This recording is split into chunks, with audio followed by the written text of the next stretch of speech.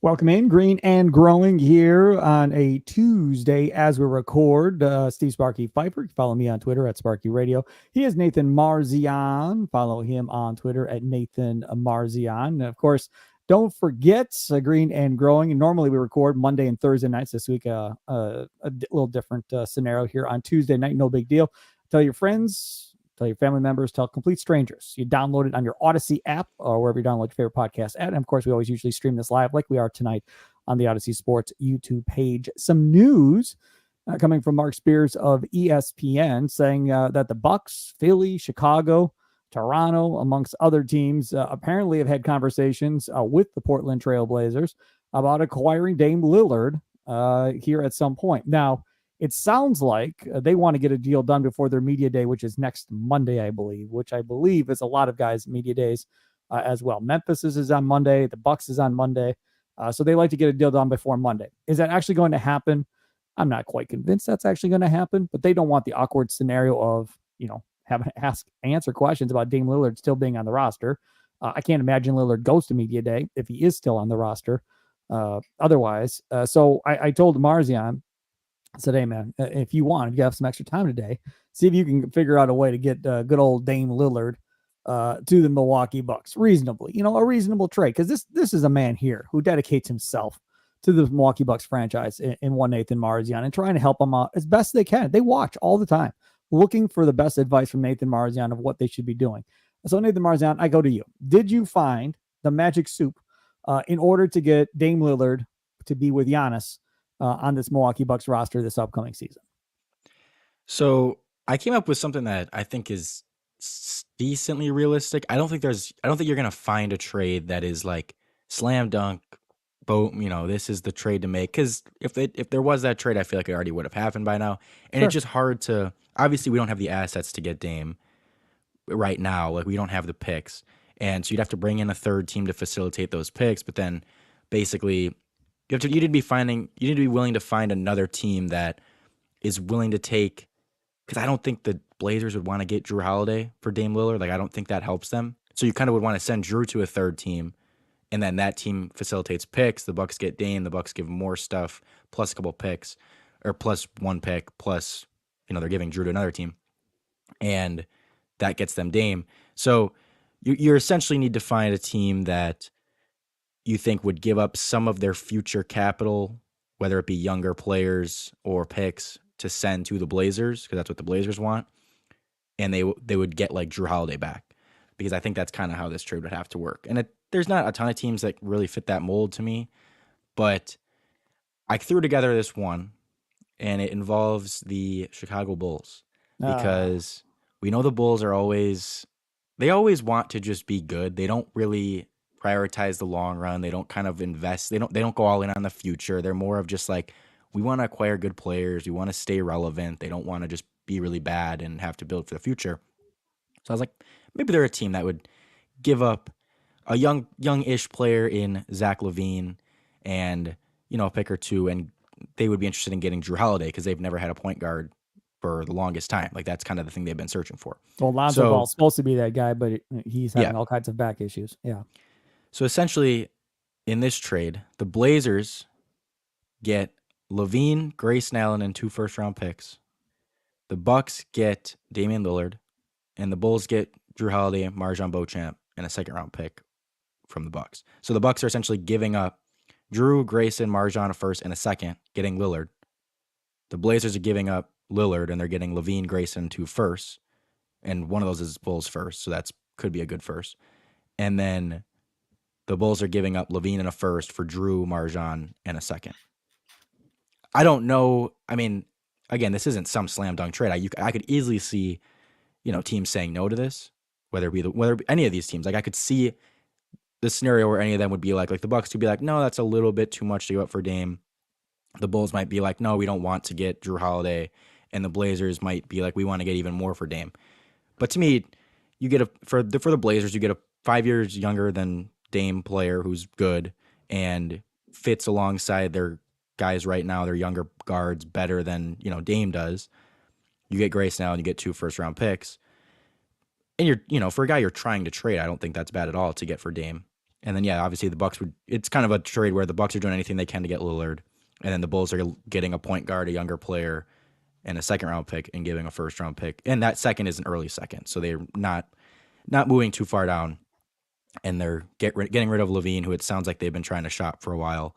So I don't know. I threw that together and was like, that would kind of have to be something along those lines. Again, it would have to require a third team that is willing to get rid of future assets or draft capital and wants to take on Jrue Holiday. Because I don't see this being just like a Jrue and Marzion and a first and Grayson for Dame. Like, that's not going to happen. So you'd have to bring in another team that is willing to facilitate this. And I just kind of threw the Bulls in there. The other thing I'm thinking about here is from the Bulls' perspective. I think Portland does that. I think Portland does it bat an eye. I think they say thank you very much. I think the Bucks do that. I don't think they bat an eye. I think they say no problem. Thank you very much. I think the issue here is going to be for Chicago, and it's not the issue that they already have a point guard in Lonzo Ball, because legitimately Lonzo and Jrue Holiday could play side by side in the backcourt. Lonzo can guard the two, Jrue can guard the one on the other end of the floor, or Jrue can guard the two and Lonzo guard the one, whatever. Jrue can guard about anybody. So that works out there. I just think if I'm the Bulls, I need a contract extension worked out for Holiday before I do this, because I don't want to give up Levine and then have the best player in this deal for us coming to Chicago, be there 1 year, he opts out, becomes a free agent, and then we're left with just a year of Jrue Holiday. So if I'm Chicago, I'm going, okay, fine, but we'd like to talk to Jrue Holiday's agent and see if we can get a 3-year extension or something worked out to where I know I have Jrue Holiday for 3 or 4 years before I'm willing to move on from Levine.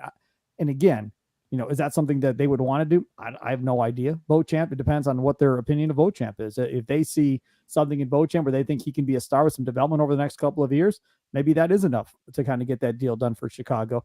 But to me, it's all based around, can they get him signed to an extension or agree to an extension? And, we're going to talk about Jrue Holiday coming up in a couple of segments here on Green and Growing about his thoughts about staying in Milwaukee and retiring at the Buck and so forth.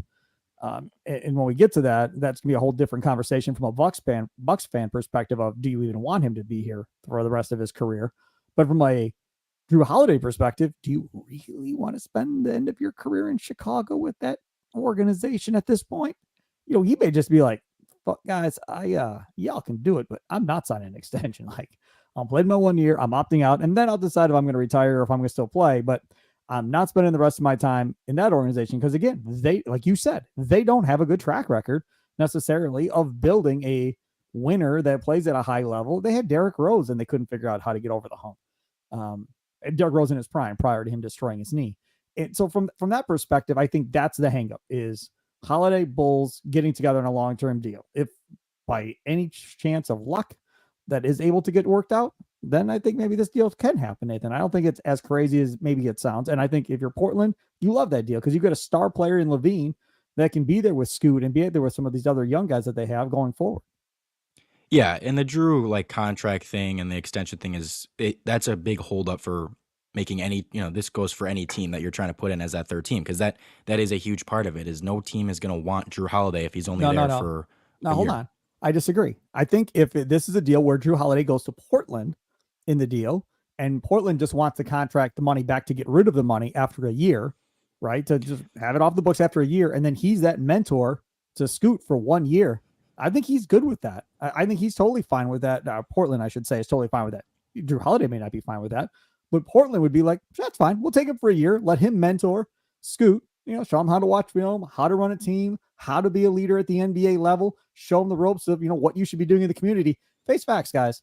Dame Lillard is like superhero in Portland. That's what he is. He's done so much work, charity work in the city, all this stuff, him and his family in Portland, that dude is like hero status, like way up on a mountaintop.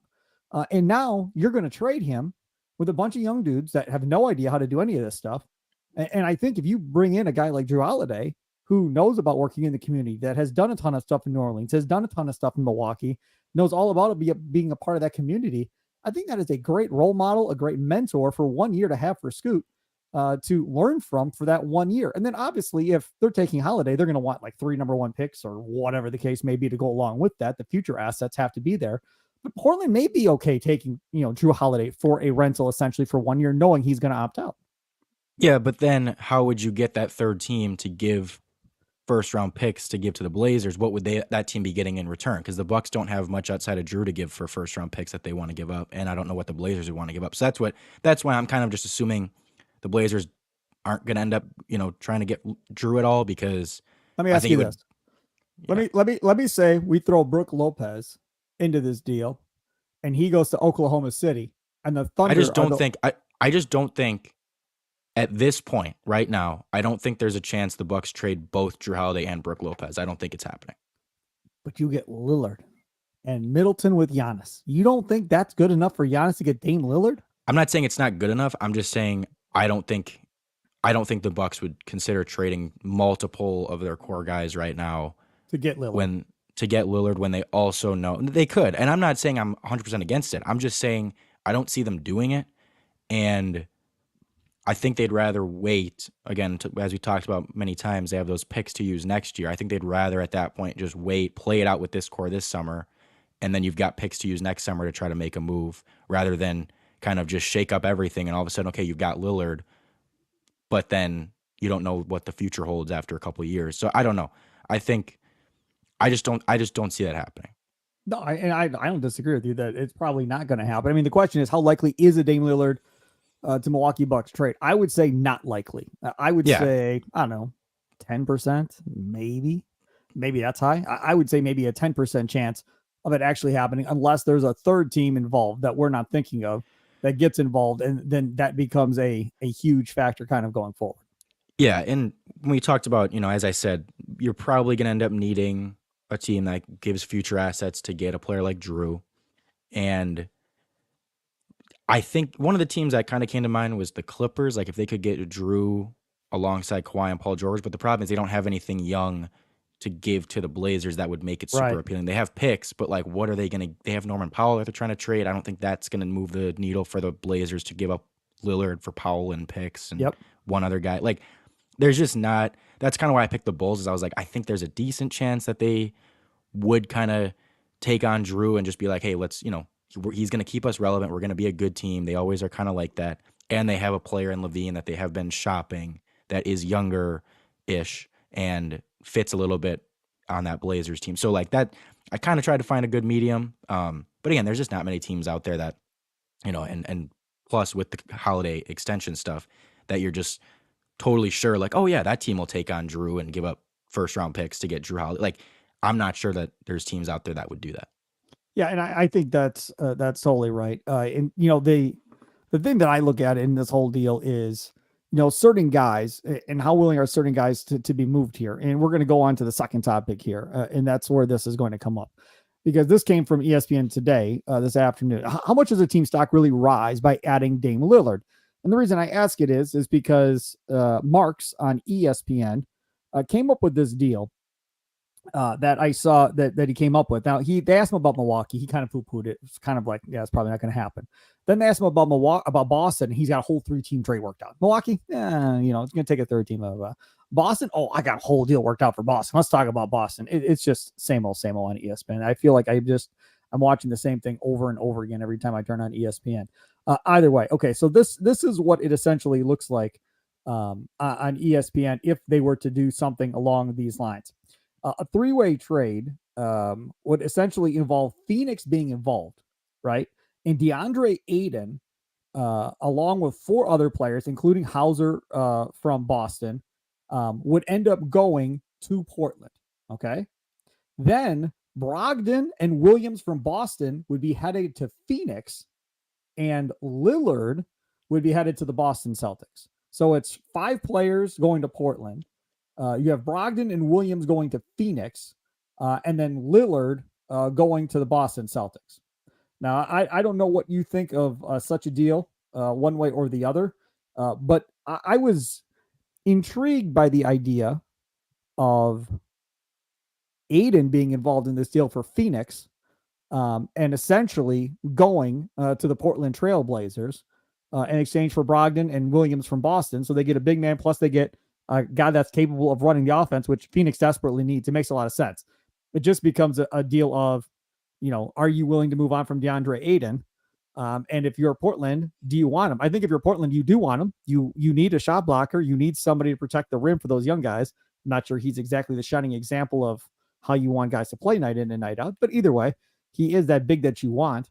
So it makes sense from that perspective. And then Boston, you give up all these guys to get Dame Lillard. So then it's Lillard, Tatum, Jaylen Brown, Porzingis, right? Those are your 4 main guys. Is that good enough to win the East? Is that good enough to go to an NBA Finals and win the whole thing if you add Lillard to that squad in Boston? I don't know, man. I think it's pretty damn good. Like, I think Boston might become the favorite in the East if they were to pull off some type of mega deal like that, and essentially have those 4 main guys, providing, Porzingis can stay healthy. Well, yeah, first off, I don't think the Blazers do that trade. I don't think they would choose that package over a package that, the Miami package, which is Hero and multiple picks and that. I don't see why the Blazers would do that. So I don't believe in that trade. But if, again, if the question is how much would a team's stock rise by adding Dame, the teams like a team like Boston definitely, I think, I mean, it would depend. Are they giving up, in a deal like that? Yes, because they're keeping Derek White. You obviously are keeping the Jaylen Brown and Jason Tatum, and you're not going to trade Porzingis because you just got him. So if they can get that 5 of, Lillard, Brown, Tatum, Derek White, Porzingis, then yeah, obviously that's that's the best starting 5 in the league. Right. And by the way, the other 2 guys for Boston, because I said 5 players, I didn't tell you the other 2. Pritchard and Cornette would be the other 2 guys going to Portland. Like, so why? Cornette, Pritchard, Hauser, Walsh, and DeAndre Ayton to Boston, Brogdon and Williams from Boston to Phoenix. And Boston essentially ends up with Dame Lillard at the end of the day. There'd have to be a ton of picks involved too, or multiple picks. The problem is on these trade machines, you can never really use picks. At least not the one that I use today. I couldn't use picks when I was trying to make this. The one that I use, you can. The one that I use, you can. So I'll sometimes toss some picks in there. Sure. But, yeah, I mean, again, if Boston can get Lillard and have those other 4 guys, still there, and you're not trading Derek White, because if they got Lillard, but traded Derek White, which I do think that if the Celtics are going to get Lillard, they'd have to trade Derek White. I don't think you're going to get Lillard and keep all of those guys. I don't think they'd have no bench. They'd have no bench if they make that trade. Their bench would be zero. Their bench would be toast. But ultimately in the playoffs, obviously we know you're only going to go probably 7, maybe 8 deep, so it doesn't matter as much. But you do need to have some depth, ideally, and they'd have very little. And that, we've talked about that was kind of the thing that made them so good for a couple of years, was their depth and just having so many guys and having, Tatum or Brown aren't superstars. They're close, but they're not like bona fide superstars like Giannis and Jokic and those guys. But they just were so deep, and that's what made them so good. And so it'll be interesting. They already kind of traded away some of that depth to get Porzingis, and now they're got a few injury prone guys in the front court, and just like it could get a little dicey with their depth. But I'm assuming that Boston would have to probably give up Derek White in a trade to get Lillard. And if they did, yes, ultimately I think they'd probably still do it, because if you can get Lillard, Tatum, Brown together, I think you're going to do it. But again, at that point, you'd have Lillard, Tatum, Brown, but then you have a front court that is, we know it's Robert Williams who does not, can't stay healthy. Kristaps Porzingis, who can't stay healthy, and 40-year-old Al Horford, who started to decline last year. Like, that's not reliable. And then it would be, if you can keep Brogdon, but even he had injury stuff last year. So it just all of a sudden becomes a very, outside of those top 3 guys, you don't really have anyone else super reliable. Whereas if you can keep Derek White, then I think that's a huge deal. Like Derek White, I'm very high on. I like Derek White. Let's be honest about something. If Danny Ainge was still running the Celtics, this deal would already have been done. One way or the other, Lillard would be a Celtic already. We would not be sitting here talking about, boy, I wonder where Lillard's going. There's no chance. And Brad Stevens is a lot more conservative than Danny Ainge. This much we know. But if Danny Ainge was running the Boston Celtics, Lillard would already be on Boston. There would be no talk of Miami or anybody else at this point. So we know about Miami and what their package is. Toronto is one that now is seen maybe as a front runner in this whole thing. If Siakam is involved or whatever the case ends up being, because they got some young guys, right? They got Scotty Barnes, they got Siakam, they got OG, they got some guys. So from that perspective, Marzion, knowing you're going to have to give up something, even if you add Lillard to Toronto, I don't think that makes them a team to beat in the Eastern Conference by Toronto doing this. No, I don't see those type of teams as being something like Toronto and Brooklyn, those type of teams as being places where Dame could end up, because I'm just like I don't see Dame leaving a middle of the pack team for another middle of the pack team. I think if he's going to leave, he's going to a place where he's like, Well, I'm going to be a title favorite. but in fairness, he's going to be a part of a rebuild. They're not going to be middle of the pack of anything. They're going to be crap. I mean, he's leading a rebuild that's going to be 3 or 4 years. To you say Toronto, Brooklyn, those will be playoff teams. No, they may not be title contenders. The Blazers won't be complete rebuild. They have several players. Like they have Simons, they have Jeremy Grant, who they re-signed. They've got now Scoot Henderson, they've got Sharp, they've got Nurkic. Like they have players. This isn't a team that is filled with 22-year-olds that are rookies, and they're gonna win some games. They're not gonna be like, if Lillard's on the Blazers next year, I think they're winning 30 something games. And if Lillard's, well, maybe. I mean, again, it's the Western Conference. It's not exactly an easy go in the Western Conference. And Lillard, I don't think, wants to be a part of a team that's not going to be in the playoffs. And they're not going to be in the playoffs. But if Lillard goes to Toronto and Toronto gives up several of their pieces, is that team in the playoffs? Are we sure? Like, why? Well, how is that? Right. How is that different than? Correct. How is going to the Raptors? And again, they're going to be giving up probably Siakam or Scotty Barnes or whatever. And if you're giving up those players and you get Lillard, well, all of a sudden you have Lillard surrounded by not many good players. How is that any different than the situation he's in now? It's probably worse, because again, I mentioned they have some players. Like the Blazers aren't just complete garbage. What about Philadelphia? They're another team that's been brought up in this whole thing. Now, I don't see how that deal gets done unless James Harden is involved. And James Harden is not playing in Portland. There's no way. So that means it has to be a 3-way deal, which now means probably the Clippers are involved or somebody else is involved in order to get this deal done to get them Lillard. We all know that he doesn't want to trade Harden in Philadelphia. He has no interest in trading Harden. He's going to make Harden play unless he can get another star player in return. This is how he gets a star player, is by getting involved in this deal and getting the Clippers involved. Do the Clippers have anything that can make Portland happy in order to get Lillard to Philly and get Harden to the Clippers? I don't. Between the two of them, do they have enough assets to throw at Portland to get a 3-way deal done? The Clippers do have the picks to facilitate that. And again, I kind of mentioned they don't, unless they're giving up Paul George or something. I don't think they have the players to do it. If I'm Lillard, I don't want, or if I'm Harden, I don't want to go there if Paul George and Kawhi aren't there. Yeah, that's the thing, is would the Clippers give up Paul George to acquire Harden? No. So why would the Clippers do that at that point? It doesn't make it's hard to find the right deal between the three of them. As far as if we're ranking how good these teams would be, we're looking at Boston, Miami, Philly, Toronto. If they had Dame and they traded, we're assuming Boston probably trades Derek White plus, Brogdon plus whatever. And then Miami's trading Hero plus picks. Philly's trading Harden. Toronto's trading a couple of their young assets.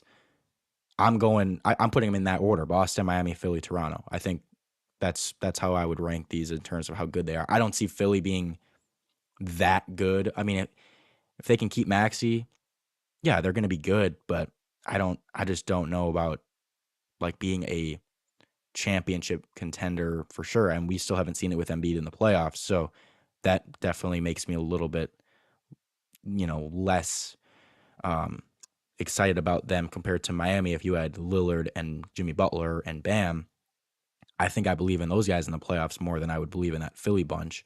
So, okay, you add Lillard to those teams you just said. Which of those teams, if any, are better than the Bucks if they make a deal for Lillard? Boston's starting five is better.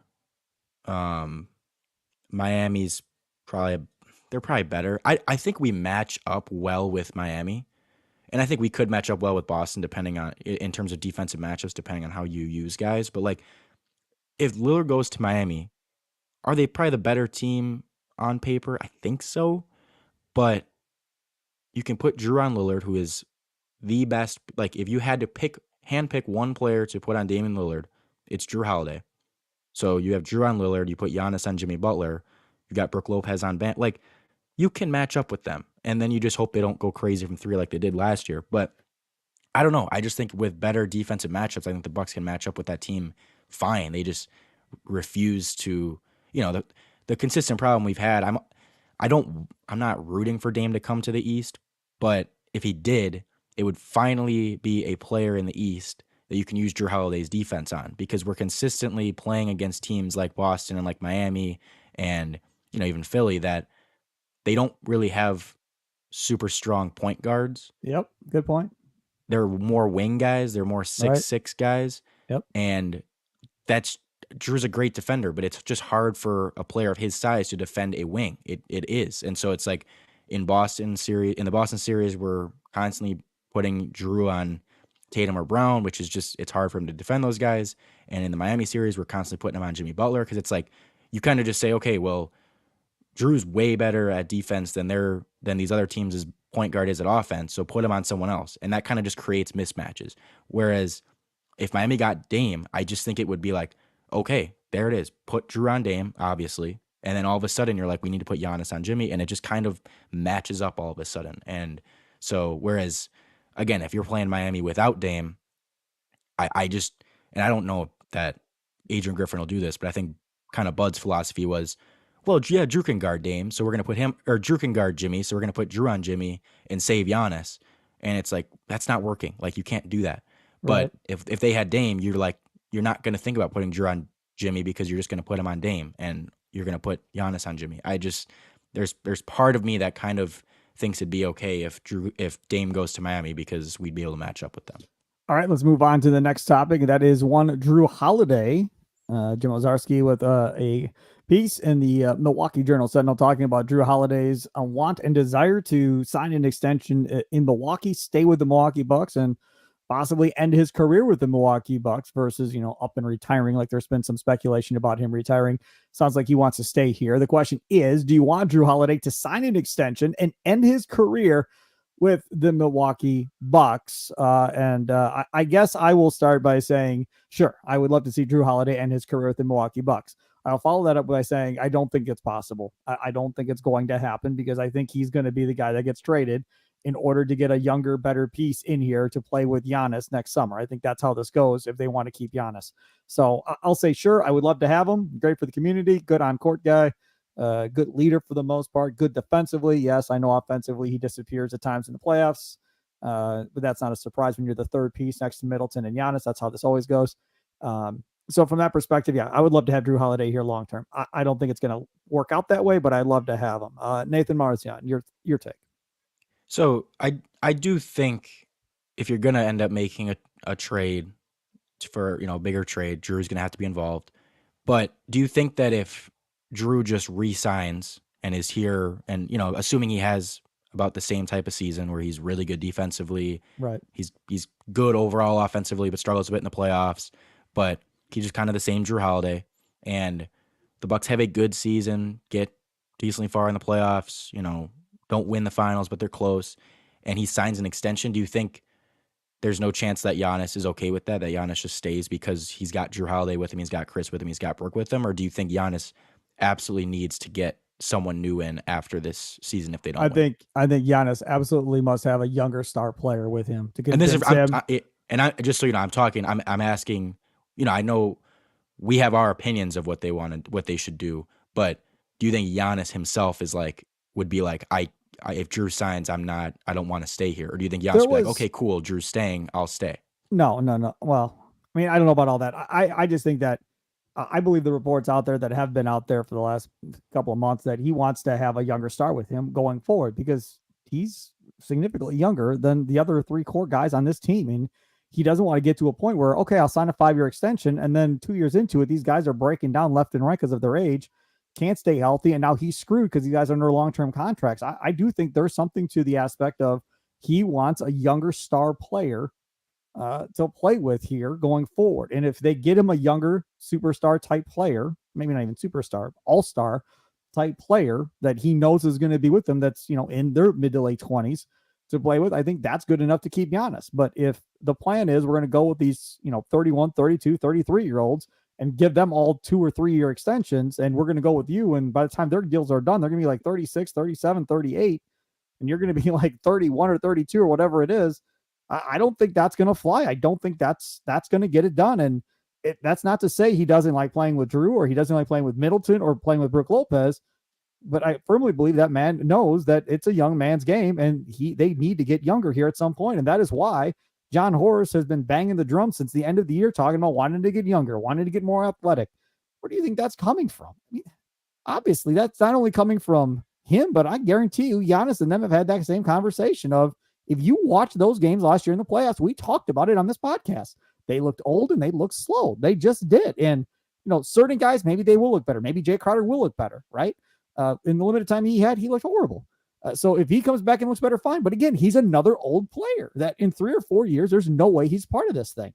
And I just think legitimately that friendships aside, he wants him to have a young star player with him. I think that's how this plays out. Maybe I'll be dead wrong. Maybe he'll be fine having a bunch of old guys around him, but I don't think that's going to be the case. Yeah, and that's fair. And I do think that in the end, Jrue will get traded.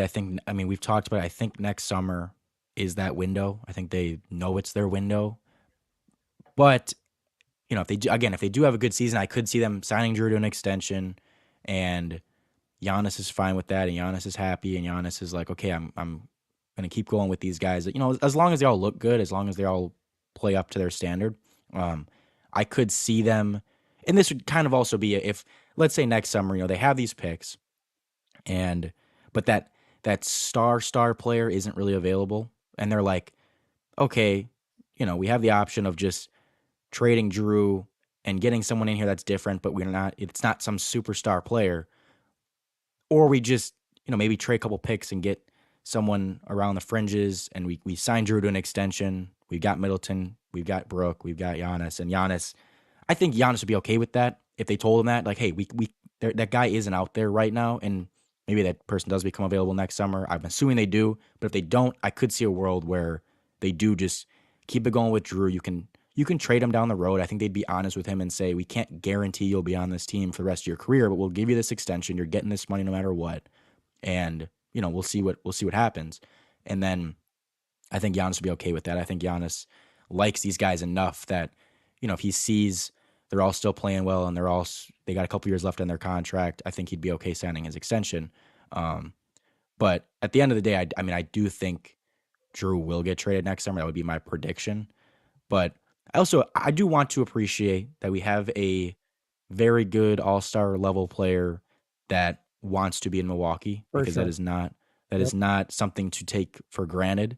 Even if you don't want Jrue here, even if you've been trying to trade, wanting them to trade him and really think he should be traded, like, this is not common. This is not normal for guys like, Jrue, Khris, Giannis to sign his extension, multiple times. Like, it's not common for players of this caliber to want to stay here. Brook Lopez. So again, just appreciate that stuff. And I just kind of said the same thing when Khris signed. It's like, even if you don't love Khris, and even if for some reason you thought signing him was a bad move, even though it was the only move they could make, like, it is a good thing that a good player, because Khris is a good player, whether you want to believe it or not, he is a good NBA player, wants to be in Milwaukee and wants to sign extensions and wants to stay part of this culture and doesn't want to just bolt as soon as they can. So, again, that's just something to keep in mind, perspective of like, hey, if the worst case scenario is that we stick with Jrue Holiday, it's not a bad worst case scenario. It might not be the best scenario, but it's not the worst. It's not a bad situation to be in that, oh my gosh, we're stuck with this all defense, arguably best perimeter defender in the league, point guard. Like, that's a pretty good worst case scenario to have. All right, last topic here. Did Khris Middleton help Nathan Marzion get a girl out at the bars? That is the question at hand. And if you follow Nathan Marzion on Twitter, you get all this good information when it happens. And Marzion, a while back, said that he was out at the bar showing the ladies some old Khris Middleton highlights from 2021. And Middleton did some promo video for some company today where he read tweets they gave him about him. One was ripping him, one was praising him, da-da-da-da-da. And Marzion's tweet about showing the ladies Middleton highlights was one of the tweets that Middleton read and reacted to, and Middleton's like, oh, I hope it worked. So I saw it. I was like, hey, well, we got to find out on Green and Growing if it helped young Marzion get a girl here at the end of the day. So young Nathan Marzion, do please explain the night. Like, how inebriated were you at this point that we were showing Khris Middleton highlights? How many girls are we talking about showing? Were your boys laughing at you while you were doing this? So let's get into some details. No, it wasn't that big of a deal. I tweet a lot of this stuff like kind of half joking, of like half making fun of myself, kind of the whole, I like sports and I'm obsessed with the Bucks. I'm kind of a nerd about this stuff and I don't get a lot of girls as a result. But yeah, I mean, I feel like that I just naturally talk about this stuff a lot when, with anyone, with just whoever I'm talking to. Like, I kind of just naturally bring up my passion of the Bucks and NBA and all that stuff. So, it didn't help me, no, but no, it didn't help. No. Well, see, really, there has to be a female version. She must exist. But I don't know where she is. I don't know if she's in the state of Wisconsin. I don't know if she lives in California. I don't know where she is, but there has to be an equal to you of the fandom that you have of the Milwaukee Bucks, where she would live and die around the Bucks schedule and plan your whole life around the Bucks schedule like you would like going forward. I'm sure of it, Nathan Marzion. There is a female out there that would do it for you. I don't want to date the female version of myself, though. I want to find someone that will do that stuff for me, that like accommodates for my interests. But what fun would it be to just date the female version of yourself? Like, at Marzion, that point, you are not going to date anybody that does not love the Bucks like you love the Bucks, because the first time she says, "Okay, babe, I got this whole night planned out for you," blah blah blah blah blah, and it's a conference championship game, and you're like, yep, I spent a couple $1,000. We're doing this, we're doing that. I can't, honey. What do you mean you can't? Well, it's Eastern Conference Championship game number 2. I can't miss that. I mean, there's just no way. You're going to have to understand I'm not missing this game.